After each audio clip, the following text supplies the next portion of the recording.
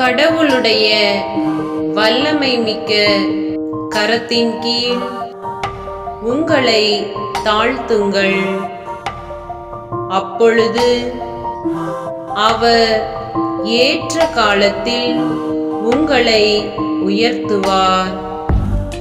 புனித பேதுரு எழுதிய முதல் திருமுகம் அதிகாரம் 5 இறை திருவசனம் 6.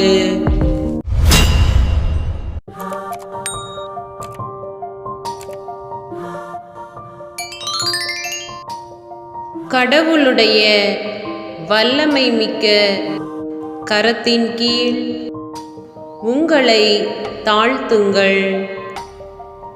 அப்பொழுது அவர் ஏற்ற காலத்தில் உங்களை உயர்த்துவார். புனித பேதுரு எழுதிய முதல் திருமுகம் அதிகாரம் 5 இறை திருவசனம் 6.